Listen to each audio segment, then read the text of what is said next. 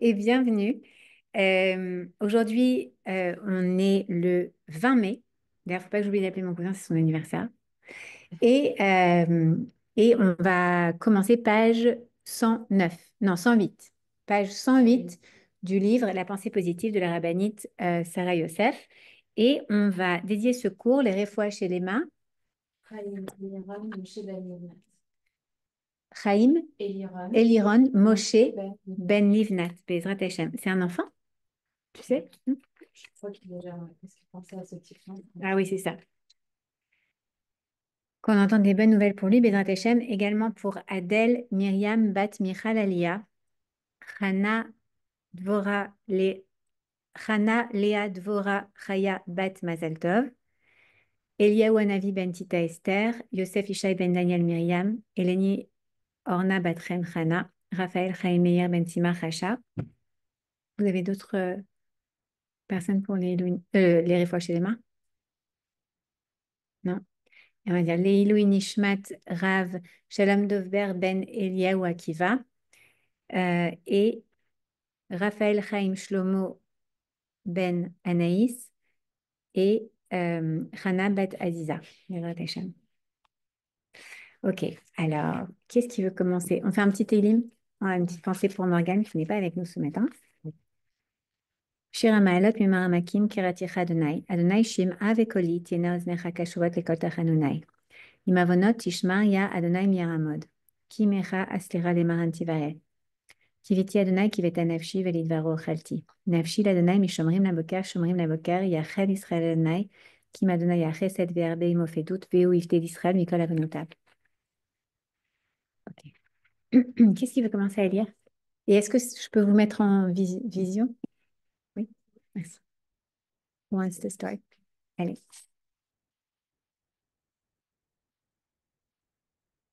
Puisque nous ne méritons pas de miracles dévoilés, il nous faut savoir quels efforts nous devons fournir afin que les miracles qui s'opèrent en notre faveur aient l'air naturels. La plupart des démarches que nous entamerons afin d'atteindre nos objectifs ne seront couronnées d'un plein succès que si nous sommes intimement persuadés que c'est Hachem qui agit pour nous. Malgré cela, nous devons fournir ces efforts afin d'obtenir des résultats tangibles. La question qui se pose alors est combien d'efforts devons-nous fournir et combien devons, devons-nous investir? Il est évident qu'il faut associer nos efforts personnels à la confiance en Hachem. Nous devons faire tout notre possible, puis nous reposer inconditionnellement sur notre Créateur.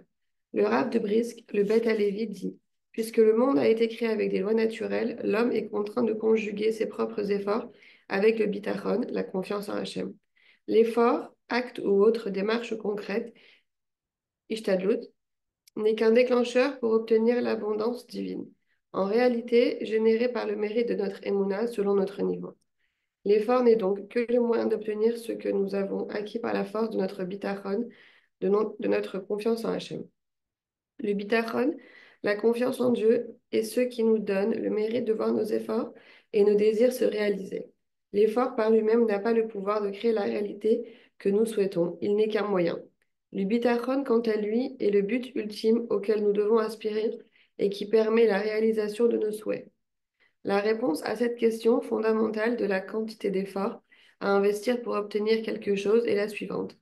Plus une personne a foi en Dieu, moins elle devra fournir d'efforts. Et inversement, Non?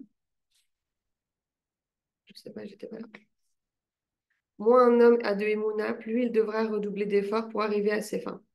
On peut donc conclure que le bitachon, la confiance en Dieu et l'effort fonctionnent. Ouais, il me semble qu'on l'a vu, mais comme j'ai deux cours sur un sur la Emouna, un sur la prophétie, je me suis dit, est-ce on a vu peut-être la même chose dans le cours de l'Emouna, mais je me suis dit, Mais on n'est pas très loin parce que ou là, ça se répète, c'est possible aussi. Ça se répète un peu, Oui, mais c'était, il fallait savoir combien doser, en d'efforts fait. dédoser et il fallait alors, faire ça de la on façon continue. naturelle. Ok, parfait. Excuse-moi, pardon. Par exemple, un homme investit tous les efforts possibles et toute son énergie pour subvenir aux besoins de sa famille.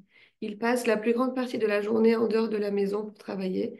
Son épouse travaille elle aussi à l'extérieur et lorsqu'ils rentrent à la maison, ils continuent tous les deux à travailler, acceptent des heures supplémentaires à domicile et cumulent plusieurs emplois. Il serait tout à fait logique d'en déduire que ce couple jouit d'une certaine aisance économique et Ça, on qu'il l'a mène dit. un train de vie élevé. Ouais, ça, on l'a dit, excuse-moi. Mais c'est pas grave. Oui, on le redit, c'est mal réfléchi. Pourtant, bien souvent, on constate que ce n'est pas du tout le cas. Ces personnes qui déploient de gros efforts pour leur subsistance ont souvent un niveau de vie tout à fait moyen et ne parviennent pas toujours à assumer toutes leurs dépenses. Comment est-ce possible après tant d'efforts déployés?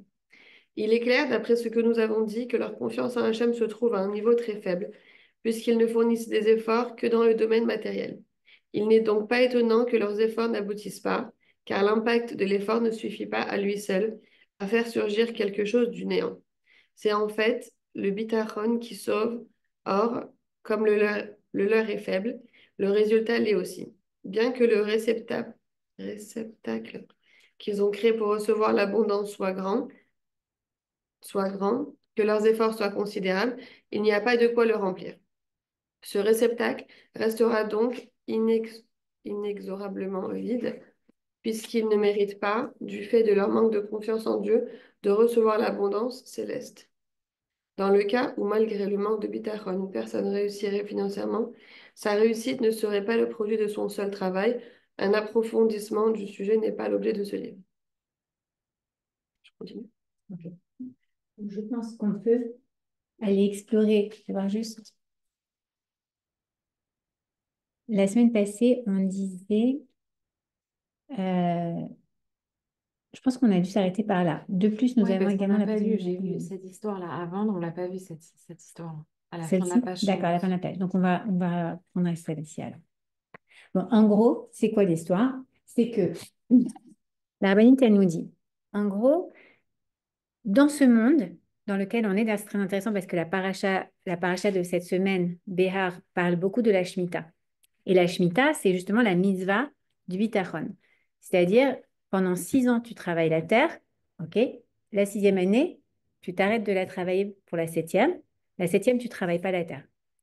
Et tu dois bien manger, d'accord? C'est illogique quand tu réfléchis d'une manière agricole, paraît-il, parce que je ne suis pas une experte agraire, mais paraît-il que chaque année, lorsque tu travailles la terre et que tu ne la laisses pas se reposer, qu'est-ce qui se passe? En fait, les nutriments, je ne sais plus comment on dit, les nutriments qui sont dans le sol diminuent au fur et à mesure. Donc, ça veut dire que la première année, la terre est très fertile. Deuxième, un petit peu moins. Troisième, un petit peu moins, etc. jusqu'à la sixième.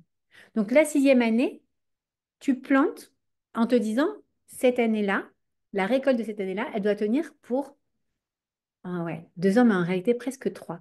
Pourquoi? Parce que la septième, tu n'as pas le droit de récolter, mais tu n'as pas le droit de planter non plus. Donc la huitième, tu ne peux pas récolter ce que tu n'as pas planté l'année d'avant. Donc ça fait presque pour 3 ans. Je dis, mais comment c'est possible? Comment est-ce que cette année, cette terre qui est moins fertile que la première année, elle va donner assez? C'est illogique.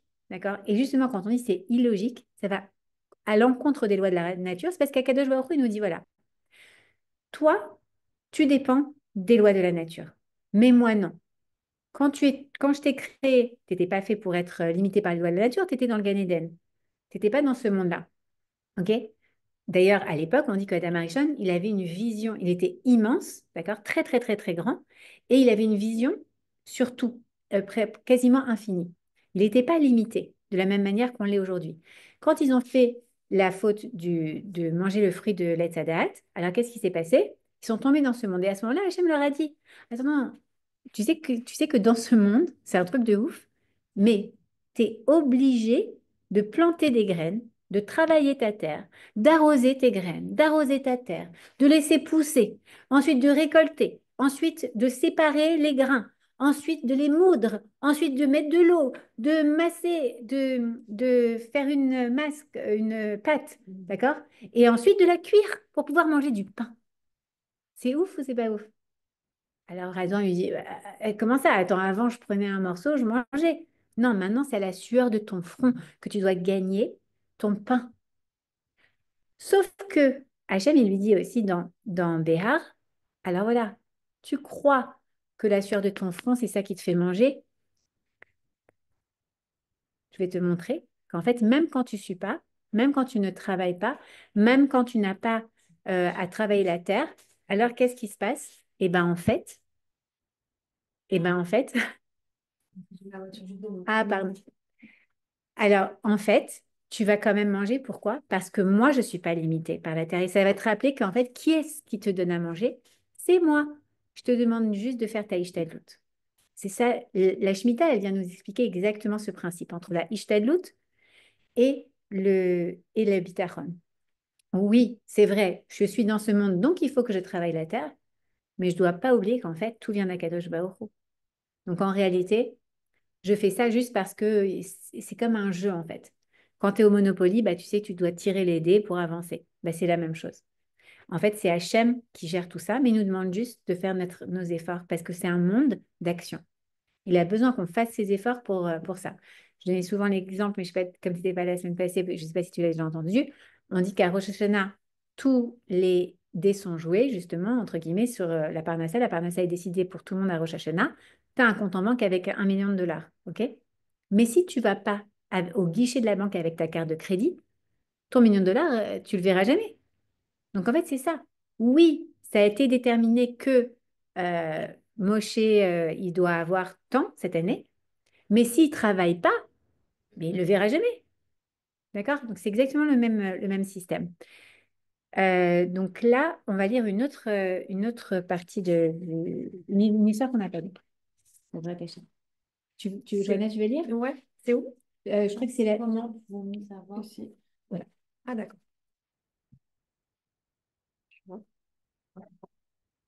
Comment pouvons-nous savoir avec certitude que notre confiance ou bitachon est justement proportionnée à notre effort? Comment l'homme peut-il savoir qu'il n'inverse pas les choses et que la mesure de son bitachon n'est pas faible par rapport aux efforts qu'il fournit? Et inversement, comment pouvons-nous savoir que nous avons fourni les efforts requis et qu'il ne faut pas en faire plus? La réponse est qu'il faut se fier aux normes humaines. Bien que l'homme ait la capacité de faire de nombreux efforts dans tous les domaines de la vie, le choix d'un conjoint, la parnassa, la santé, etc., il doit savoir se limiter. Lorsqu'il investit au-delà de ses forces et au-delà de l'entendement humain, c'est signe qu'il en fait trop. De plus, nous avons également la possibilité de vérifier notre niveau de confiance en Hachem. Un homme qui a foi en Dieu, même lorsqu'il est confronté à de gros problèmes, reste toujours serein. Pourquoi se ferait-il du souci? Il est convaincu de pouvoir s'appuyer sur Hachem et que c'est lui qui pourvoira à tous ses besoins. Son niveau de confiance en Dieu est donc égal à sa tranquillité d'esprit. Lorsque nous sommes sûrs et certains que ce qui doit arriver arrivera et que tout provient du ciel, cela signifie que notre niveau de bitachon est élevé. Car seul un homme confiant en Hachem est capable de rester serein en toutes circonstances. Il ne ressassera pas ses problèmes à longueur de journée et n'en perdra pas le sommeil. Il est écrit dans les psaumes, remets ta charge à l'Éternel et il prendra soin de toi. Hachem soumet l'homme à une quantité d'épreuves dans ce monde-ci, et c'est en les traversant qu'il se définit et se construit. Mais qui dit que l'homme doive porter sur ses épaules de lourds fardeaux, des soucis, de l'anxiété, de la peur et autres charges émotionnelles résultant de l'épreuve? Il ne fait aucun doute que l'homme doive affronter de vraies difficultés, mais il doit avoir confiance et s'en remettre à Hachem qui en supportera la charge et traversera alors l'épreuve avec émouna et sérénité. Ceci explique qu'un homme qui ne voit pas fructifier son labeur ou qui fait de rudes efforts pour gagner sa vie doive comprendre que son niveau de émouna et de bitachon est trop faible et doit être renforcé pour qu'il parvienne à réaliser ses objectifs, même lorsqu'il y investit toutes ses forces. Je vous donne ici un exemple personnel afin de mieux expliquer ce principe. Voici de cela quelques années, nous essayons de vendre notre appartement afin de déménager dans un autre quartier. Pour y parvenir, nous avions mis des annonces dans des journaux durant plusieurs semaines, ainsi que dans les synagogues du quartier. Nous avions contacté plusieurs agents immobiliers et même posé une grande pancarte à vendre sur la façade de notre immeuble. Mais tous nos efforts furent vains et improductifs. Nous ne réussissions pas à vendre l'appartement. À ce moment-là, l'inquiétude nous gagna, car la date limite de versement de la première échéance pour le nouvel appartement que nous voulions acheter approchait à grands pas et qu'aucun acheteur ne s'était encore présenté. Nous n'avions donc pas d'argent pour conclure l'affaire. C'est alors que nous avons décidé de prendre un peu de recul. Nous avions fourni en vain tous les efforts possibles pour parvenir à vendre notre appartement. Nous avons réalisé que nous nous étions appuyés uniquement sur cela et que nous devions donc renforcer notre bitachon, notre confiance en Dieu. C'était apparemment ce qui manquait et retardait la vente de cet appartement, en dépit de tous les efforts que nous avions fournis sur le plan matériel. Un autre exemple. Un couple décida de prêter une somme d'argent considérable à un ami, promettant de les rembourser à une date précise. La date fatidique arriva, mais l'argent ne revint pas.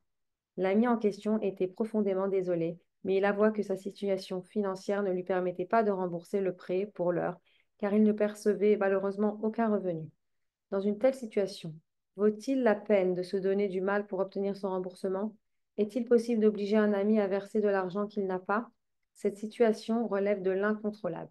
Il est donc clair que dans ce genre de cas, le bitachon doit remplacer de vains efforts, car lui seul permettra de croire que tout s'arrangera au mieux et que l'argent sera remboursé, selon le principe que la Emouna crée la réalité.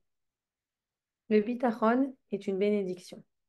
La foi en Hachem est l'une des 613 mitzvot de la Torah. Chaque mitzvah qu'un homme accomplit continue un canal vers l'abondance et un réceptacle de bénédiction provenant d'Hachem. Chaque mitzvah possède un potentiel particulier afin d'approvisionner le monde en bienfaits divins. La mitzvah de bitachon constitue le réceptacle le plus adéquat pour recueillir la plus grande des bénédictions qu'il soit possible de recevoir d'Hachem. Nous lui demandons en effet de nous combler de ses bienfaits et de réaliser nos souhaits. Nous nous adressons à lui dans un langage de supplication. Que ce soit ta volonté, ce qui signifie que bien qu'étant non méritants, nous le sollicitons afin d'obtenir ce que nous désirons. Ces paroles ont un impact incroyable. Nous supplions Hachem de créer ex nihilo une nouvelle réalité inexistante jusque-là. Est-il possible de créer la volonté du maître du monde? La réponse est oui. À l'aide du bitachon, nous pouvons créer une nouvelle réalité, une nouvelle volonté d'Hachem qui n'existait pas auparavant. Wow. Et c'est cette demande empreinte de Emouna qui l'a déclenchée. Hachem en prélève l'essence afin de matérialiser notre désir. Témoignage de S. Ashdod de New York. Je réside aux États-Unis et jusqu'à l'âge de 27 ans, je n'avais pas rencontré le conjoint dont je rêvais depuis toujours. Un homme étudiant la Torah à plein temps, avec lequel j'espérais construire un foyer respectueux des mitzvot. Les gens autour de moi me décourageaient, disant que je n'avais aucune chance de trouver un homme pareil vu mon âge. Les garçons de mon âge et plus, qui sont encore à la yeshiva, ne courent pas les rues. La plupart des étudiants de yeshiva sont très jeunes. Et quel garçon investi à plein temps dans l'étude de la Torah voudrait épouser une fille comme moi qui a étudié au lycée et dont le père n'est pas lui-même engagé dans l'étude de la Torah? Un sentiment de désespoir commença à m'envahir. J'eus alors le privilège d'être guidée par Hachem vers l'atelier sur la pensée positive et je me dis, essayons, même si ça ne me donne rien, cela ne peut pas faire de mal. C'est alors que j'ai compris que la force du bitachon en Hachem est tellement puissante qu'avec l'aide de la pensée positive et du bitachon, on peut tout obtenir.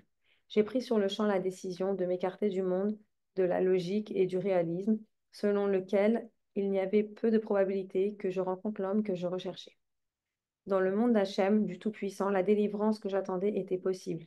Un mois après la fin de l'atelier, je rencontrai pour la première fois mon futur mari.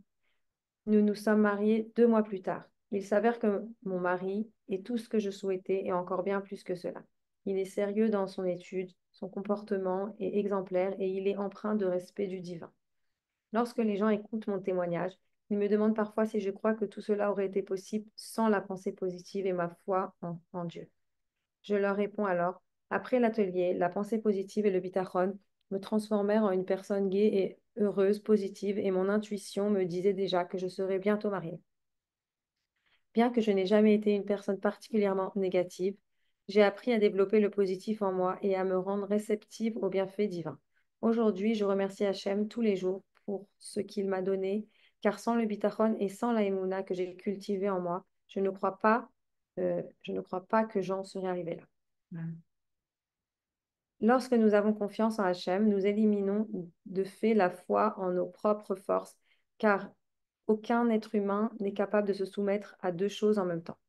Lorsque la foi, la Emouna, est forte et puissante, l'homme s'y plie entièrement, s'efface pour ainsi dire devant le maître du monde et cesse de compter sur ses capacités personnelles.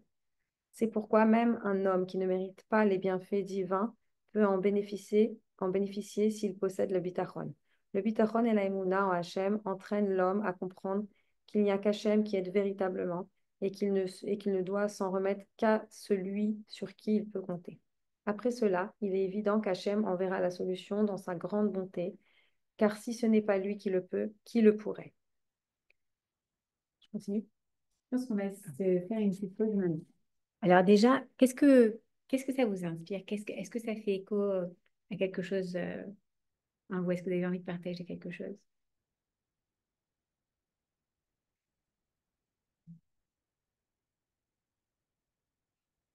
Je vais penser à une histoire de Rabbi David que j'ai écoutée là récemment, juste avant Je peux Pessah. tourner? Ouais, bien sûr.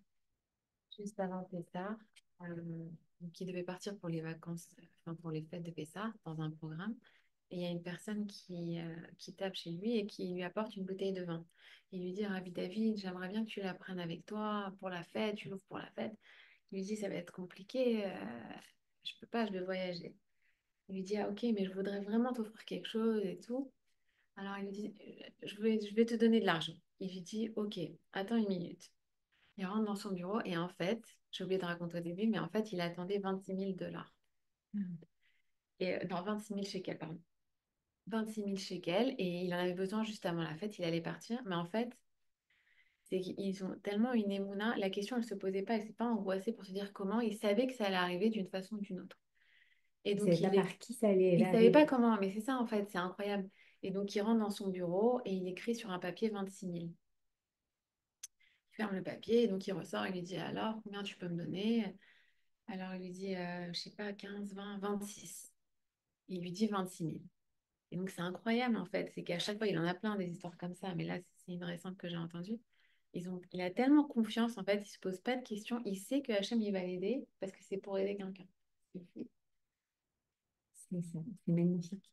Mais c'est dur de ne pas avoir de doute. D'avoir cette... C'est pas évident d'arriver à ce niveau-là. Ouais. Mais en fait, ce qui est très dur et qu'on doit comprendre, c'est qu'en fait, les épreuves, elles nous arrivent pour nous pousser à ce niveau-là. Quand on a une épreuve, qu'est-ce que ça fait souvent? Euh, Soit on perd confiance, soit on se rend compte qu'en tout cas, on perd le contrôle. Et quand nous, on perd le contrôle, qui est-ce qui reprend? C'est Hachem. Et très souvent, quand on est dans une épreuve, en fait, qu'est-ce qui se passe? On lève les yeux au ciel. C'est dans le Shir la Ma'alot, le psaume 121. Le Shir la Ma'alot, et ça, Enaï, elle est Harim, Me'aïn, Yavoezri. Tu lèves les yeux vers la montagne et tu te dis, mais d'où elle va venir l'aide? Ezri, Me'im Adonai, Ose Shamaim Va'aretz. Elle vient d'Hachem, qui a créé le ciel et la terre, tout comme il a créé le ciel et la terre. Mais je n'ai aucun doute que il a créé tout ça et tu crois qu'il va me laisser tomber? Non. Quand moi, tout s'écroule, c'est lui qui me récupère en fait. Et ce que je trouve vraiment... je vais vous raconter une histoire qui m'a été racontée hier par une dame de Los Angeles, qui est une Française de Los Angeles, qui a déménagé il y a quelques années avec ses enfants et son mari. Et quand elle est arrivée là-bas, après 2, 3 ans, malheureusement, son mari et elle ils se sont séparés. Elle s'est retrouvée toute seule avec ses filles. Et bon, son mari n'avait pas vraiment les moyens de l'aider financièrement. Lui-même, il galère. Son ex-mari, quoi. Et elle a vraiment des difficultés financières, mais elle bosse comme une folle pour pouvoir subvenir aux besoins de ses enfants. Et bon, elle écoute beaucoup de shiurim, elle va à des classes, elle essaie vraiment de se connecter. Il y a quelques années, elle a connecté avec Rabat, elle est partie au OL, prier là-bas, et ça l'a vraiment renforcée. Et puis, malheureusement, bon, son visa s'est arrêté et elle n'avait pas les moyens de reprendre un visa. Elle s'est dit, il faut maintenant que je trouve une solution. Entre-temps, quelques années après avoir divorcé, elle tombe amoureuse d'un mec. Euh, c'est comme ça, c'est à ce moment-là que je la rencontre parce que quelqu'un la réfère pour les préparations au mariage. Et donc, je commence à la préparer pour un deuxième mariage. Donc, c'est une préparation un peu différente du premier mariage. Et pendant la préparation, elle me dit à un moment, écoute, bah, en fait, je crois pas que je vais pouvoir me marier tout de suite. Je sais pas, mon fiancé, il est un peu plus froid, ça se passe pas très bien, etc. Bon, on continue, on garde toujours le contact. Et hier, elle m'appelle pour me raconter son histoire. Elle m'a dit, tu sais, Esther, après qu'on ait terminé, donc on a terminé la préparation. Malheureusement, elle m'a jamais appelé pour me dire qu'elle s'est mariée entre-temps. De temps en temps, je l'ai par téléphone. Et elle me dit, voilà, je veux juste que tu saches, ces 6 derniers mois, j'ai vécu un enfer. J'ai dit, ah bon? Elle m'a dit, oui, j'ai vraiment vécu un enfer. En fait, le mec dont je suis tombée amoureuse, euh, qui était plus âgé qu'elle, un Israélien un peu plus âgé, ben en fait, il est venu habiter à la maison et il voulait pas travailler. Et au fur et à mesure du temps, ben, en fait, il me demandait de l'aider financièrement avec ci, d'aider financièrement avec ça, etc., etc. Il me manipulait beaucoup. Je me rendais compte que il me contrôlait même dans ma manière d'être avec mes filles. Je me rendais compte que j'avais peur le matin quand je partais pour travailler, qu'il soit encore au lit et que ma fille, elle soit pas encore partie pour l'école. Donc, elle me dit, au fur et à mesure, je me suis rendu compte qu'en fait, j'avais plus confiance en fait dans ce type et que je restais avec lui parce que ben je l'aimais parce que j'étais seule, parce que il était américain, donc j'allais avoir mes papiers, mais que il était israélien, mais il avait eu sa citoyenneté, ou sa green card, je ne sais plus exactement. Et elle m'a dit, et tous les matins, je disais à Hachem, je t'en supplie, Hachem, s'il te plaît, fais, je t'en supplie que je puisse être, que ma pétition elle soit agréée, que je puisse avoir mes papiers, je t'en supplie, je t'en supplie. Sa fille est née en plus et à un âge où elle ne pouvait pas être sur le dossier de sa mère. Donc, elle devait faire un visa d'étudiante pour sa fille aînée. C'est encore un autre truc. Et un soir, elle va à un cours d'un rave à Los Angeles. Et le cours, c'est sur le bitachon, la Emouna. Et à la fin du cours, elle va le voir. Elle dit, écoutez, Rav, voilà, il faut que je vous raconte mon histoire. Et le Rav, il lui dit, mais vous devez tout de suite, vous rentrez à la maison et vous dites à ce monsieur qu'il parte. Vous le mettez dehors. Elle dit, mais je peux pas. Mes papiers, c'est lui qui a signé la pétition, je peux pas, en fait. Et il dit, ça, c'est dans les mains de qui? Les papiers, c'est dans les mains d'Hacham. Vous devez penser à vous et à vos filles. Ce type, il vous a abusé, il est manipulateur, vous devez le renvoyer. Si vous avez peur pour votre fille le matin, tu peux pas partir au bureau et avoir peur que le mec il se lève et que Dieu préserve, d'accord? Donc, elle rentre à la maison. Il était tard, mais le lendemain matin, elle dit à ce type, à son fiancé, ben écoute, il faut que tu partes. Il faut que tu partes, il faut que tu partes, il faut que tu partes. Et lui, il s'est beaucoup énervé, il n'était pas content. Il lui a dit, ben, tu vas le regretter, ta pétition, tu l'auras pas, tu vas te faire déporter en France. Et elle dit, pendant ces quelques mois qui m'ont séparée de l'histoire que je te raconte aujourd'hui, ben, je pleurais tous les jours à Kadosh Baruch Hu, je t'en supplie, Hachem, je t'en supplie, s'il te plaît. Fais que je ne sois pas déportée, je ne veux pas rentrer en France, ça fait 8 ans que je suis ici, c'était dur, j'ai travaillé comme une folle, tout ça pour l'avenir de mes enfants. Je t'en supplie, Hachem, s'il te plaît, fais que j'ai mes papiers, fais que j'ai mes papiers, fais que ça se passe bien, je t'en supplie, laisse-moi juste avoir mes papiers. Et puis elle me dit, il y a un mois, juste avant Pessah, euh, aucune nouvelle de ce type.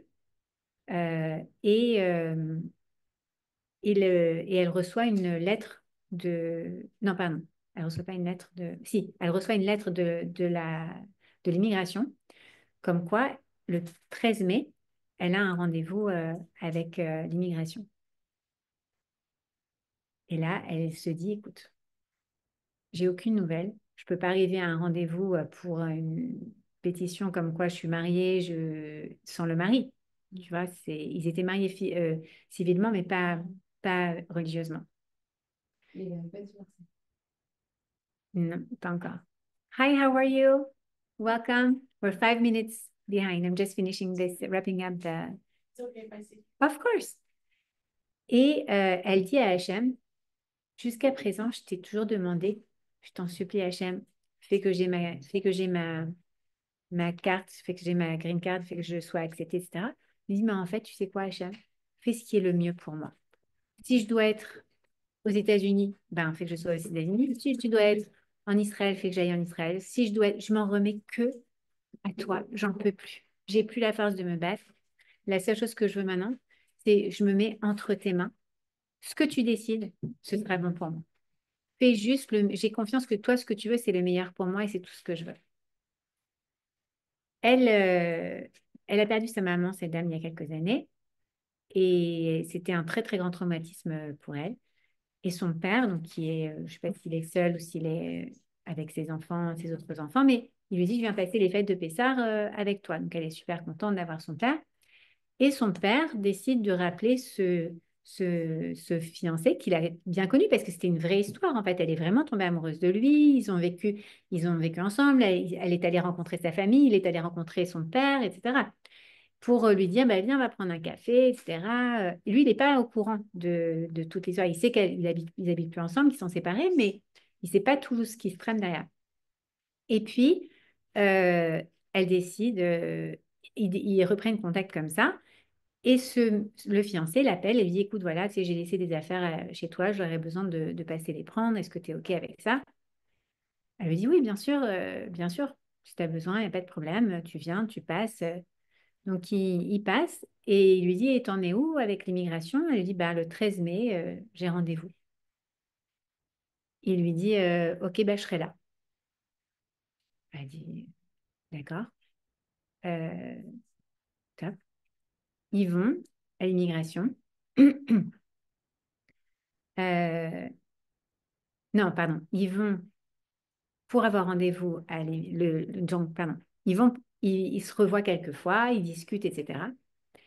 Et il lui dit, tu sais, ce serait bien que je repasse à la maison encore parce que vu que demain, donc c'était le 12 mai, donc on parle la semaine passée, hein, le 12 mai, demain on a rendez-vous à l'immigration. Donc ce qui serait bien, c'est qu'on fasse quelques photos pour qu'on ait de quoi montrer. Tu sais que voilà, il y a eu des photos d'hier soir, on était à la maison avec les enfants, etc., etc. Elle lui dit, OK, d'accord, viens à la maison, top, etc. Elle est en train de préparer à manger, elle est hyper stressée parce que elle a pas tellement confiance en lui non plus. Et d'un seul coup, non, pardon, je vous ai mal dit les dates. Bon, bref, un peu avant l'immigration, il lui dit, je passe te voir à la maison, on va faire des photos, etc. Et en fait, quand il est là-bas, il lui dit, t'as le prenup, s'il te plaît, le contrat prénuptial. Alors elle lui dit, ouais, mais je suis en train de faire à manger, pourquoi? Il dit, parce que je veux qu'on divorce. Elle dit, mais tu vas pas me faire ça maintenant. On est à quelques jours à peine du rendez-vous. Je t'en supplie, regarde, j'ai mes filles. Elle commence à pleurer. Lui il dit, mais c'est fini, je veux qu'on divorce. J'ai aucune envie de t'aider. Tu m'as viré de chez toi, en fait. Et tu veux pas me donner d'argent, tu veux rien faire. That's it. Elle se met à pleurer. Elle dit à Hacham, écoute Hacham, je t'en supplie, mon Dieu, s'il te plaît. Son père, c'était l'anniversaire de son père. Elle décide d'amener son père pour la première fois chez le rabbi, Milubavitch. Donc, ils partent. Donc, c'est pour ça que c'était quelques jours avant le rendez-vous. Quand elle revient, elle reçoit une notice comme quoi elle va être served. Donc, il y a un mec du tribunal qui va venir pour lui donner, pour lui déposer que, il y a eu une demande du tribunal pour un divorce. Mais si elle est served, alors ça veut dire qu'elle ne peut plus passer devant l'immigration. Donc, elle parle avec un rave, avec son rave. Son rave lui dit, ben, pars de chez toi. Ils ne pourront pas te trouver si tu n'es pas chez toi. Donc, elle part de chez elle avec ses filles. Elles vont dormir chez d'autres gens. Et elle débarque euh, le, le, le 13 mai à l'immigration. J'ai oublié de vous dire que quand elle était chez le rabbi, elle écrit une lettre, etc. Et elle dit à Hachem, voilà, par le mérite du rabbi, je t'en supplie, fais que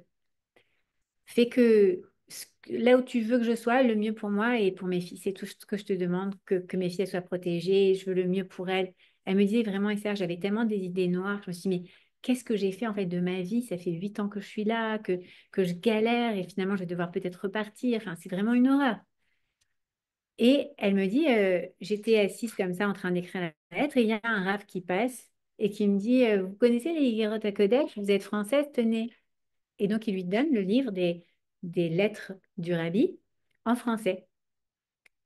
Et elle ouvre à une page et elle tombe sur une lettre qui dit, euh, ne pensez pas à revenir dans l'endroit où vous habitiez avant.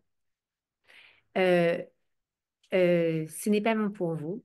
Vous devez rester là où vous êtes et ne vous en faites pas. Si vous placez votre confiance en Dieu, vous aurez la possibilité de rester là où vous êtes. Elle, elle faillit tomber dans les pommes tellement qu'elle était submergée et elle rentre à Los Angeles. Elle va au tribunal le 13 au matin avec sa fille, avec ses filles. Et le mec, il vient pas. Parce qu'il aurait pu venir pour les aider ou tu vois, pour changer d'avis ou quoi que ce soit. Et elle se dit, bon, qu'est-ce que je vais dire? Et là, elle dit à Hachem, je t'en supplie, mets-moi les bons mots dans ma bouche et fais que ces personnes, elles entendent tout ce qu'il faut qu'elles entendent. Je ne sais pas ce qu'il faut qu'elles entendent, mais qu'elles entendent ce qu'il faut qu'elles entendent. Elles arrivent comme ça, elles s'assoient dans la salle. Elle me dit, les fois d'avant, quand on est arrivé, on prenait un ticket et ça nous arrivait d'attendre là-bas 2 heures, 2 heures et demie. Là, il y a une personne qui vient et qui lui dit, vous êtes madame Untel? Alors, elle lui dit, oui. Et monsieur Untel, il est où? Il n'est pas encore là. Elle me dit, je tremblais. J'ai dit, Hachem, je t'en supplie. Voilà. Tout est entre tes mains. Je suis là, devant toi. Tout, fais le mieux pour moi. Il lui dit, ah, ok. Elle revient 5 minutes après. Une dame qui ouvre la porte et qui dit, Madame Untel, venez avec nous. Et donc, elle va avec ses filles. Elle s'assoit comme ça. Elle s'était dit, tu sais quoi? Ben, je vais leur raconter toute la vérité. Ça y est, qu'est-ce que j'ai à perdre? Je vais juste leur raconter, voilà, j'étais folle amoureuse de lui, on s'aimait, il m'a trompée, pas physiquement, mais il m'a trompée émotionnellement, il a abusé de moi, ce qu'il voulait, c'était juste de l'argent, et du coup, je l'ai mis dehors, et puis ci, et puis ça, et maintenant, moi, juste pour m'embêter, ben, il faille le divorce. Et en fait, alors en plus, elle s'est rendue compte que c'était le quatrième mariage blanc qui faisait ce mec pour tirer de l'argent aux femmes. Mais bon, c'est encore une autre histoire. Et donc, elle arrive, elle s'assoit. La dame lui dit, alors, comment allez-vous? Ben, il est où votre mari? Et là, elle me dit, j'ai dit, ben, il travaille. Ah, d'accord, ok. Alors, elle commence à taper comme ça sur son ordinateur. Elle retape, ok. Elle la regarde comme ça, et elle retape, et elle la regarde, et elle retape. Elle me dit, Esther, elle ne m'a pas posé une autre question. Elle me regardait. Elle retapait, elle me regardait, elle retapait. À la fin, elle s'est levée, elle a dit, vous préférez les recevoir, les pétitions, par email ou que je les imprime? Elle a regardé, elle a fait, imprime? Elle lui a donné les 3 pétitions et elle est rentrée chez elle avec les pétitions. Et elle n'en revenait pas. Elle m'a dit, écoute, voilà, je ne sais pas ce que Hachem a fait, mais pendant une demi-heure, cette femme, elle était en train de taper des choses comme si j'étais en train de lui parler. Elle me posait des questions, je lui répondais, mais je ne disais rien. Elle disait rien. Mais elle me regardait et après, elle marquait comme si on avait une conversation. Elle me dit que c'était surréel. Elle m'a dit, j'avais l'impression qu'Hachem, il était là et qu'il créait ouais, une histoire, tu vois. Elle m'a dit, c'est fou. Elle m'a dit, c'est fou. Et elle m'a dit, je t'appelle parce qu'elle m'a dit, je sais que tu es avec des femmes, que tu parles, que tu fais des cours et tout. Elle m'a dit, je t'en supplie, diffuse cette information. Cette femme, elle m'a dit, voilà, pour remercier Hachem, j'ai dit, mes jeans troués, je les enlève. Elle m'a dit, je ne vais pas me mettre en jupe tout le temps. De temps en temps, je me mets en jupe. Mais elle m'a dit, j'ai enlevé mes jeans troués parce que j'ai dit, ça y est, maintenant, je ne vais plus mettre de jeans troués, je vais mettre que des jeans clean. Elle m'a dit, mais j'ai tellement de reconnaissance pour elle. Elle m'a dit, quand tu es dans le désespoir et que tu places ta confiance en Hachem, regarde ce qu'il fait. Même un truc surréaliste, elle m'a dit, tu sais, je voyais qu'il me répondait, enfin qu'elle me regardait comme si on avait une conversation. Je te promets, ma bouche, elle ne s'est pas ouverte, j'ai comme ça. J'avais l'impression de voir un film. Ouais. Le père de Mélissa Benamou aussi, vous connaissez Ouais, l'histoire. enfin, je pense à ça. Bistrout, Bistrout Rabbi Quand Chaim il a passé son entretien pour pour la citoyenneté, citoyenneté. il parlait pas anglais. Ouais. Donc, normalement, c'est impossible de répondre aux questions. Et à chaque fois qu'il lui posait une question, il disait Bistro, Chaim, Pinto, c'est ça, Bistrout hein. Rabbi Chaim Pinto. Bistrout Et Rabbi donc, Chaim Pinto. il lui répondait pas à la question. Il disait OK, OK. Et l'autre, il notait, il pareil. a eu son, Il a eu sa son citoyenneté. passeport. Il disait juste Bistrout Bistro, Chaim. Rabbi Chaim Pinto. Faudrait que je demande- Mais ça, c'est la mère de Mélissa. faudrait que je Donc, demande à Ouais. mon père comment il avait il gardé. connaît, quoi. Parce qu'il parle pas anglais et pareil. C'est incroyable. Ouais. Donc voilà, les filles, plaçons notre Et cœur entre les finalement, mains elle est d'Hachem. restée? Elle devait pas Ben, partir. non, elle est là. Enfin, elle est à Los Angeles. Mais il n'y avait pas écrit dans les grottes à Kodesh qu'il fallait qu'elle parte. Non, au Non, contraire. justement, Ne, ne retournez pas à l'endroit où vous pensez que vous... Enfin, ne retournez pas dans l'endroit d'avant. Vous devez être là et vous devez rester là. Et Hachem, C'était la France. c'était la France. D'accord, ok. Ok, C'est je fou, hein? savais, tout ça. Ouais, bon, Hachem. Mais ça Voilà. fait forcément.